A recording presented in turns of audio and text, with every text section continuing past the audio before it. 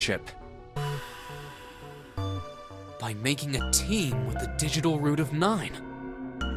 And there you have it. The number 9 is everywhere in this game. He's got a real theme of 9s for this whole thing. No wonder it's called the Nonary Game.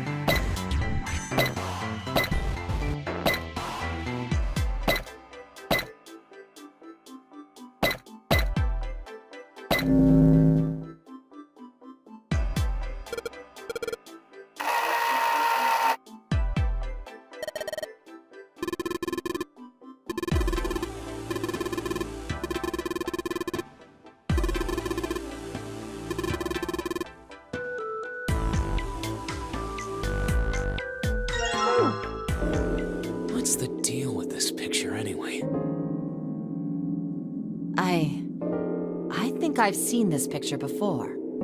Where? In a book. There's a British biochemist named Sheldrake. He has a rather interesting theory. I saw this picture in his book. What's this interesting theory? Morphogenetic fields, which relies on the theory of morphic resonance. Man, I can't deal with this. Just listening to you talk about it is giving me a headache. It's not a difficult concept to grasp. In essence, he states that the shape of living organisms and their behavioral patterns are transmitted through a field not visible to the eye. What part of that isn't difficult, exactly? All right, how about this? Theory of the telepathic mechanism. Telepathy? Yes, telepathy. Well, perhaps not exactly telepathy, but it's close enough for a simple approximation.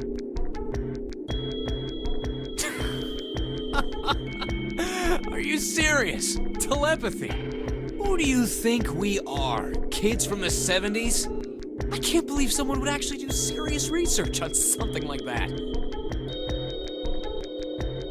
Yes, I agree. I read the book, but I can hardly say I understood it. I'm in no position to defend or condemn anything it said. It was probably just someone latching onto a statistical outlier from some study and turning it into a ridiculous theory. There's no scientific merit to any of it, I'm sure. But even so, Anyway, I saw a picture like that one in his book. Hey, what do you think this picture looks like? What do you mean? Isn't it just like abstract or something like that? It's just black and white scribbles. There's no meaning there. That's it. What about you, Junpei? Does it look like anything to you? I guess it looks like...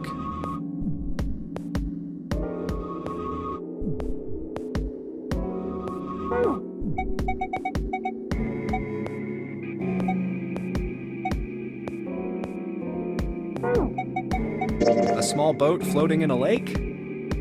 That's the front of the boat, and then there's the oars sticking out. Nope, you're wrong. This is a dog. See? Like this.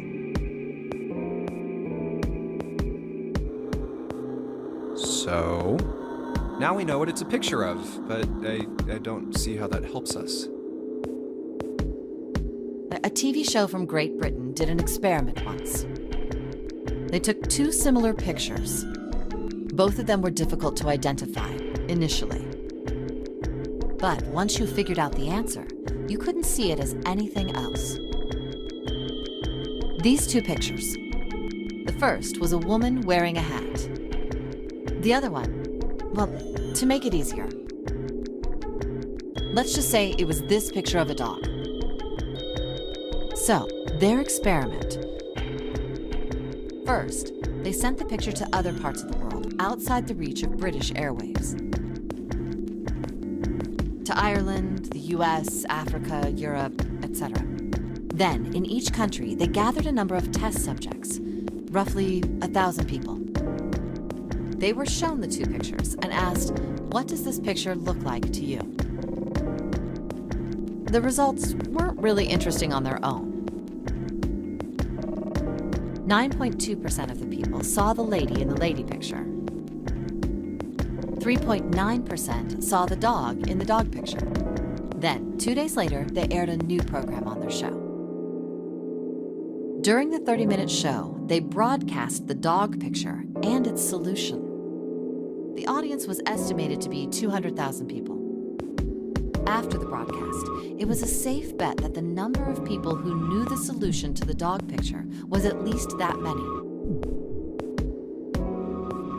After another 2 days passed, they gathered more research subjects from areas outside the reach of British TV and radio. This time, they only found a sample of roughly 850 people. Naturally, none of them had participated in the first test. They were, however, given the same tests and the same 2 pictures. The results were startling. 10% of the people saw the lady in the lady picture. The previous test sat at a 9.2% success rate. Not much of a change statistically. The dog picture, however, produced a very different result. The percentage of people able to successfully find the dog, it went from 3.9% to 6.8%, a very significant increase. So do you understand? Do you realize the significance of this experiment? There was no way the second group could have seen the picture. They lived far away from Britain and couldn't have seen it. But even so, it was only the success rate for the dog picture that went up. Why? How did that happen? What does it mean? Oh, wait, does this have something to do with that field? Or whatever it was that you were talking about earlier? A field not visible to the eye. So, if more people know the answer, then that information will pass through the field. Huh. Psych! I was just kidding. You really shouldn't take me seriously. Well, I mean, the things I just told you about are true. They really did happen. But the results of that experiment really aren't anything to go by. They could have easily falsified them. In the end, I'm sure they were just in it for the ratings. They are a TV station after all. Right! Man, I gotta admit, you had me there for a minute. I, really thought you were serious. Of course not. Like I told you before, I'm sure it's all just pseudoscience. Oh, okay, right. All right, enough nonsense. We've got the key. Let's get out of here.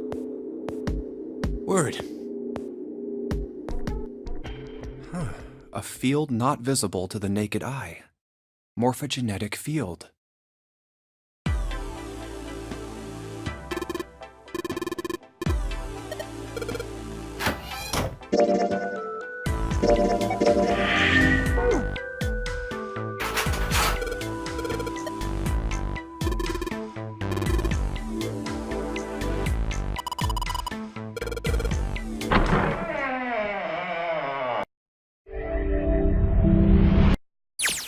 Oh, another hallway.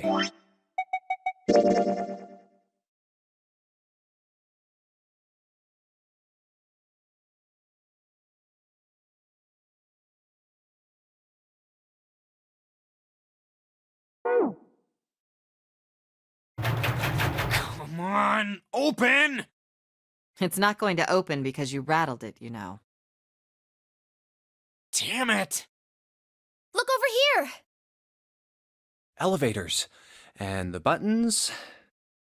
Of course they don't work. The power must be out here too, just like by the staircase. That leaves this door. Well, looks like we don't have any choice.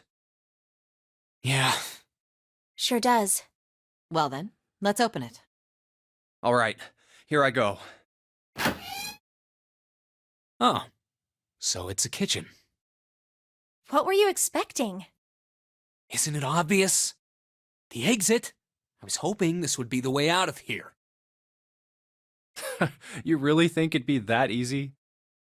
Yeah, I know. Still. If we can just get through this door, we should come out on the other side of that grate we saw earlier.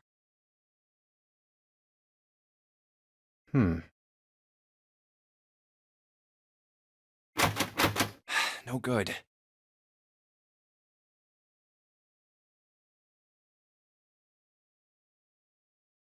Anyway, let's take a look. Hey! What's that? Huh? Oh yeah, I guess I forgot to tell you. I found this a little while ago. It's a map of the B deck. Let me see that. I knew it. See? Look. Yes, yes, hold your horses. What did you figure out? This is handy. See? We came in here. Now if we go out there, then we'll be on the other side of the grate. How about that? She's right. We can get out through there. There we go. Here, you can have it back. Thanks. There's a card reader on the right side of the door. And that means the key card is somewhere in here, right? That seems the most likely. All right, we know what we need to do then. Let's get moving. First off, I say we split up and look for clues. Okay.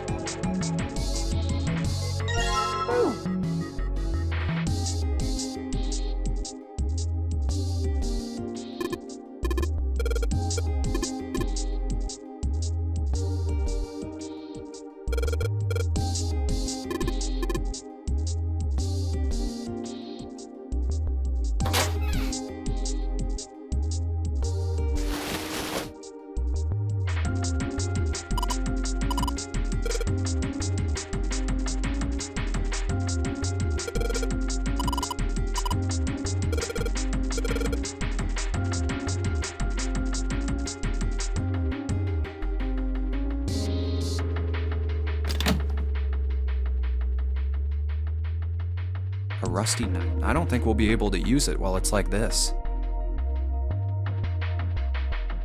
It's futile. Futile? You know, a waste, useless, pointless. Oh. Any particular reason you wanted to bring that up? Oh, no reason really. I was just thinking about futility. Huh? Why were you thinking about futility? Well, it has something to do with the Titanic. The Titanic? Yep. Have you ever heard the story that the sinking of the Titanic was predicted? No, I haven't. What is it? In 1892, 14 years before the Titanic sank, a novel was published. It was called Futility. It was written by an American novelist named Morgan Robertson. The story was about a big cruise ship colliding with an iceberg and sinking. Of course, if that was the only similarity, there wouldn't be any reason to mention it. It wasn't, though. The name of the ship, its nationality, course, departure time, Size, displacement, maximum speed, number of passengers and crew, the number of lifeboats, even the location of the accident itself, and the cause, and the location of the damage. Everything matches the Titanic almost exactly. It was almost as if he'd seen the whole thing happen. But this book was written 14 years before the Titanic sank. But that's not all. It wasn't just futility that predicted the sinking of the Titanic. There were two other similar stories written by a man named William Thomas Stead. Both of them before the accident. One in 1886 and one in 1892. Stead wrote two stories that had striking similarities to the Titanic disaster. In one, two ships collided. Many of the passengers died because there weren't enough lifeboats. In the other, a ship collided with an iceberg and sank. I don't know. I mean, I'll give you that it seems a little weird, but I'm pretty sure it wasn't too uncommon for ships to hit icebergs back in the day, or even other ships. Right, I knew you'd say that. But what if Stead had some sort of special powers? To be more specific, what if he had the ability to do automatic writing? What? Automatic writing? Wait, are you talking about when someone's possessed by a spirit and then they write a bunch of stuff without knowing what they're writing? Yes. What do you mean, yes? That stuff's a load of bull. Okay, let's say, hypothetically, that automatic writing isn't a total load. These guys still couldn't have predicted the sinking of the Titanic. When this Stead dude wrote his thing, nobody had died on the Titanic yet. So if automatic writing is about being possessed by dead people, who the hell possessed him so he could write that stuff? That's not it. What's not it? Stead wasn't possessed by a spirit. He was doing the possessing. What are you smoking? William Thomas Stead was a passenger on the Titanic. He just wrote down what he saw with his own eyes 20 years before it happened.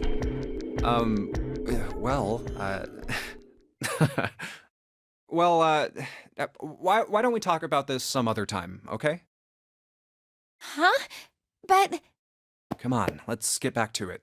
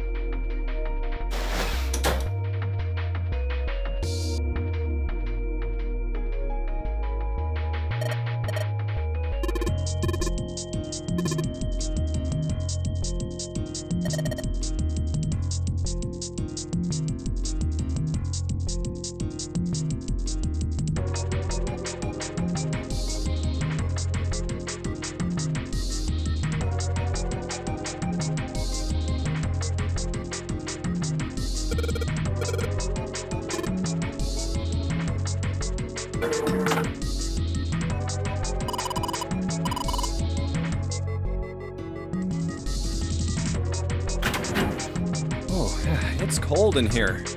What is this place? Are you blind? It's a freezer. Oh, no way. That's way too cold for me. I'll freeze solid in seconds. Sorry, but I'm afraid I'll have to pass on this one. I'm going to leave the rest to you. Oh, whoa. It's really cold in here. Hey, you don't need to be in here. You had a fever just a little bit ago. You should stay outside. We got this. No, I'm fine. My fever's gone now. But...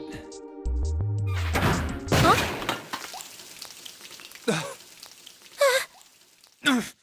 No! Why did it suddenly close? Ah! The knob's frozen! But why? It looks like the pipe next to it broke, and... Hey, Lotus! You're out there, right? Open the door! What do you want? What's going on? The door won't open! Try opening it from that side, please! Oh, fine. If you say so. Hold on.